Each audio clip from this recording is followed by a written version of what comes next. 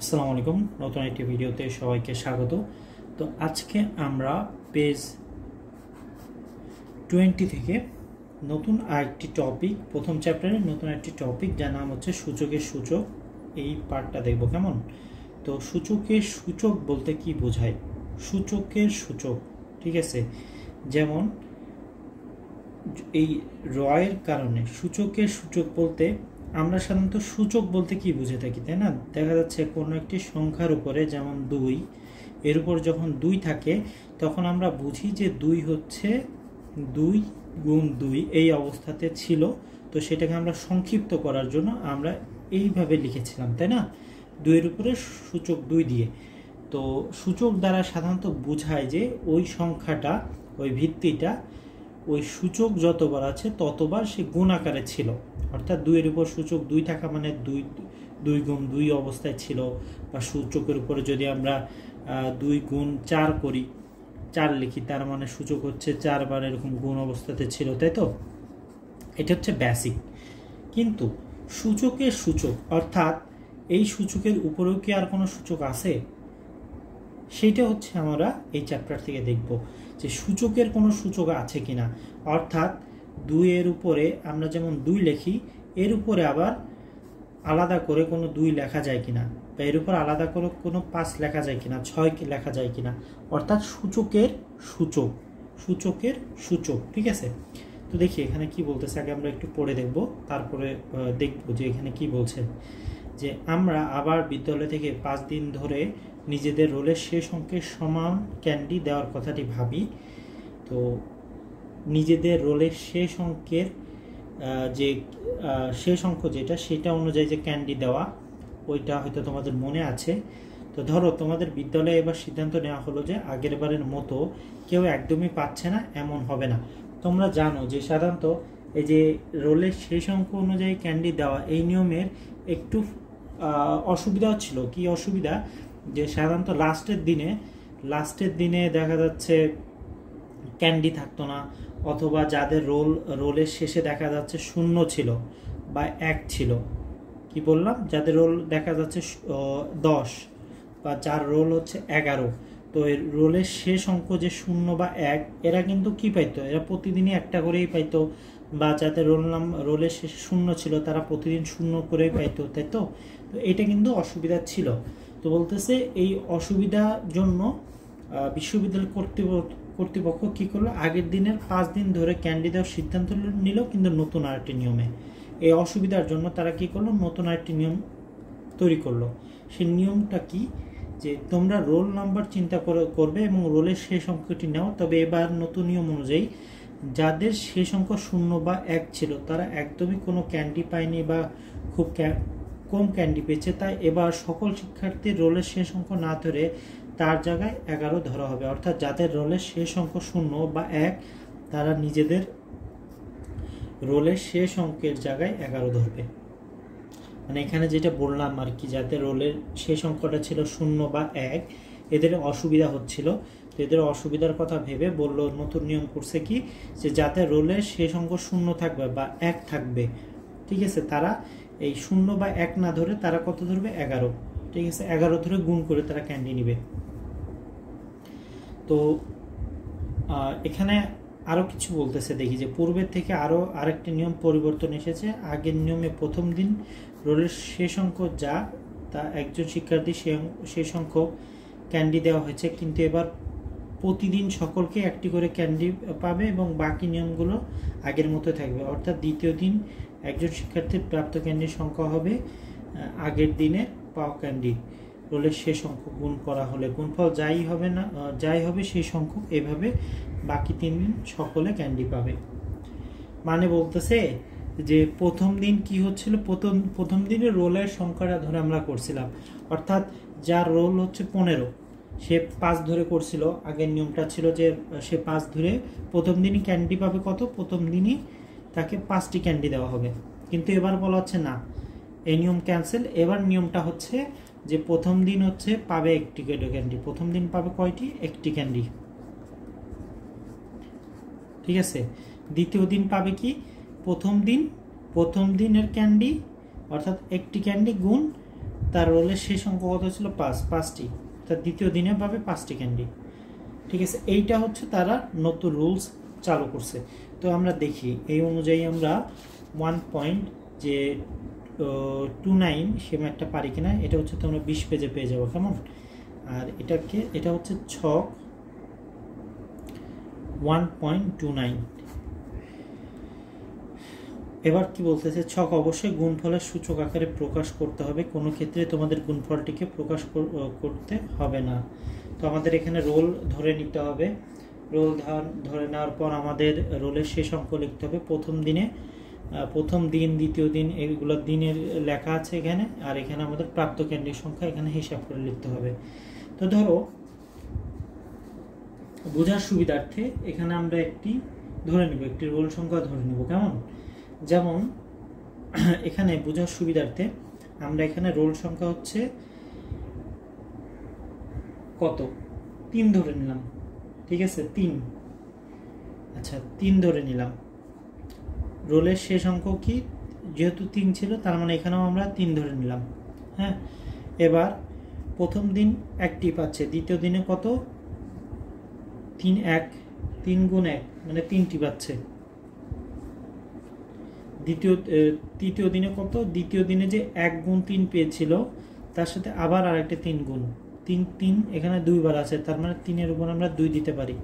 চতুর্থ দিনে, এটা তৃতীয় দিনের হিসাব, 1 গুণ 3 গুণ 3, এটা তৃতীয় দিনে পাইছিল এটা, তার সাথে আমরা আরও 3 গুণ করলাম, তাহলে 3 এখানে 3 বার আছে, উপরে দিলাম সূচক 3। পঞ্চম দিনে পাবে কি, চতুর্থ দিনে যা পাইছিল তার সাথে আবার 3 গুণ, অর্থাৎ 1 গুণ এর সাথে আবার 3 গুণ করলাম, তাহলে 3 কতবার আছে, 4 বার, তাহলে 3 সূচক দিলাম 4। ঠিক আছে, এই পর্যন্ত কিন্তু আমরা মোটামুটি সবাই বুঝতে পারছি। তো এখানে নিচে কিছু বলা আছে, দেখি এখানে কি বলছে একটু দেখি। তো বলতেছে যে উপরের ছকটি পূরণ করা হলে আবার পরের পৃষ্ঠায় ছকটি পূরণ করো, অর্থাৎ 1.30 কথা বলছে। তবে তোমাদের একটি দল কি হিসেবে কাজ করতে হবে, যে সকল শিক্ষার্থীর রোলের শেষ অঙ্ক মিলে যায় তাদের নিয়ে একটি দল গঠন হবে। অর্থাৎ প্রতিবার আলাদা আলাদা করে না করে, যাতে রোল দেখা যাচ্ছে 12, 2, 22, 42, 52, এরা সবাই মিলে কি করবে, একটি গ্রুপ হবে, একটা গ্রুপ। ঠিক আছে, কারণ এদের সবার রোলের শেষে কি 2 করে আছে, দেখো প্রতি সবার রোলের শেষে 2 করে আছে, তাই এরা একটা গ্রুপ হবে। আবার যাদের রোল ধরো 15, 5, 25, 35, 45, এদের রোলের শেষ অঙ্ক দেখো 5 করে। এরা কি করবে, এরা সবাই মিলে আর একটি গ্রুপ করবে, দ্বিতীয় গ্রুপ হবে। এইভাবে করে তারা গ্রুপ খুলে নিবে। হ্যাঁ, তারপর গ্রুপ খোলার পর করতে হবে, দল গঠন করে তোমাদের নিজেদের কাছে থাকা ক্যান্ডির গুণের কাজ করতে হবে। গুণ দেখো গুণটি কি রকম হবে, গুণটি হবে তোমাদের কাছে থাকা প্রতিদিন ক্যান্ডির গুণফলের সমান। যেমন ধরো তোমাদের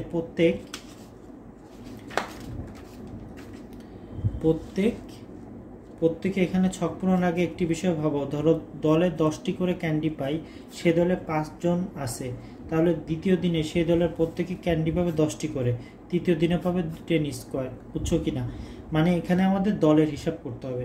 তো আমরা ধরে নিব যে একটি দলে কতজন করে আছে, 5 জন করে।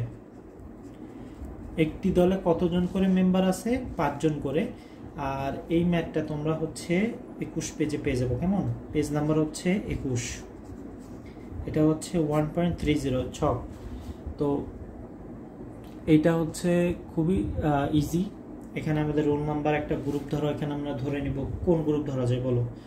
আচ্ছা, 3 নিলাম, 13 নিলাম, 23 নিলাম, 33 নিলাম, 43 নিলাম। ধরো এই 5 জনের একটা গ্রুপ, 3 রোল, 13 রোল, 23, 33, 43, সবার রোলের সঙ্গে শেষে 3 আছে। তো 5 জন মিলে একটা গ্রুপ হলো। তো এদের রোলের শেষ সংখ্যা কত, 3। প্রথম দিনে প্রথম জনের প্রাপ্ত ক্যান্ডি সংখ্যা এই ঘরে লিখতে হবে। প্রথম জন ক্যান্ডি সংখ্যার গুণাকার এখানে লিখতে হবে। তারপরে 5 জনের হিসাব আমরা এই ঘরে করব। তো প্রথম দিনে 1টি পাইছে, তার গুণাকার আকার 1, তাহলে 5 জন কত পাইছে, 5 জন পাইছে লিখলাম 5টা। এবার এটাকে কি লিখতে পারি? 1 বলো কি লিখতে পারি? এটা 1 সমান সমান 3-এর 0 লিখতে পারি কিনা? আবার এটার উপর আমরা চাইলে 5ও দিতে পারি। কেন 5 দিতে পারি জানো? এর উপরে কিছু নাই মানে কি 1 আছে, তাই তো?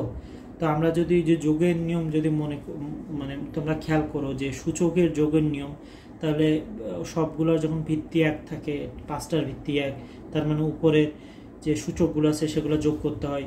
তার মানে 1-এর উপর কত আছে? এখানে 5 আছে। আর 1-এর পরিবর্তে কি লিখতে পারো? 3-এর উপরে সূচক 0 এটা লিখতে পারো, তাই না? তো এইটা আর একটু ক্লিয়ার হবো আমরা। দ্বিতীয় দিনের হিসাব দেখো। প্রথম দিনে কত পাইছিল? 1টি। দ্বিতীয় দিনের হিসাব কি? 1 গুণ রোলের শেষ অঙ্ক 3। তো এখানে 1 গুণ 3 করলে কত হচ্ছে?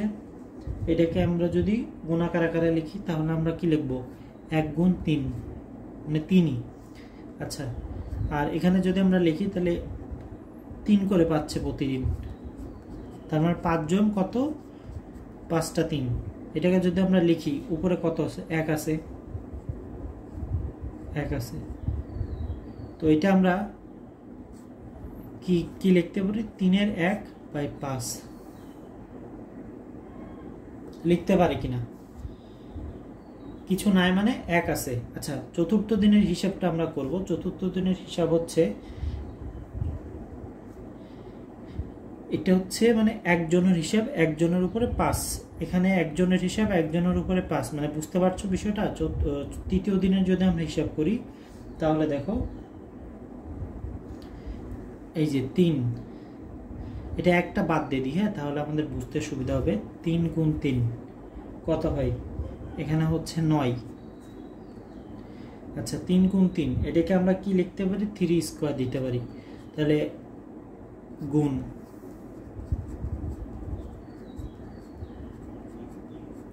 দিলাম, ঠিক আছে? তো এইটাকে খেয়াল করো, এইটার উপরে কিছু নাই মানে কি? কিছু নাই মানে এটার উপরেও 1 আছে।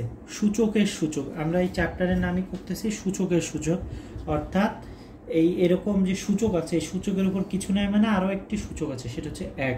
তো এরকম প্রতিটাই যদি ধরো 1 থাকে,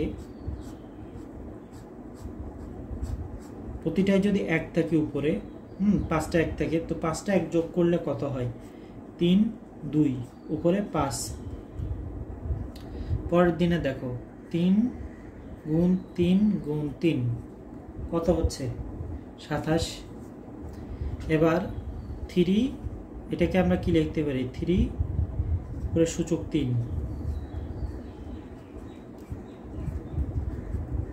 লিখতে পারি কিনা? 5টা 3, তো 5টা 3 হচ্ছে, আমরা এই যে 3 দিয়ে দিলাম, উপরে আমরা 5 দিতে পারি কিনা? এর উপরে কিছু নাই মানে কি 1 আছে, ওইটা হচ্ছে সূচকের সূচক বলা হচ্ছে। ওকে, কি বলা হচ্ছে? এর উপরে কিছু নাই মানে আরো একটি 1 আছে। তো এই যেমন এখানে আমি লিখে দেখাইছি, যদিও এটা এখানে লিখতে হয় না, আমি জাস্ট তোমাদেরকে বোঝানোর জন্য লিখেছি যে উপরে কিছু নাই মানে কি আছে? 1 আছে। তো এই জন্য আমরা কিন্তু 5 পাইছি। এখানেও সেম, দেখো পরেরটা দেখো 3 4 বার। তো এটা কত হয়? 4 করলে হচ্ছে 81 হয়, ঠিক আছে? তো একজন কত করে পাচ্ছে? 3 4, তার মানে 5 জন পাচ্ছে হচ্ছে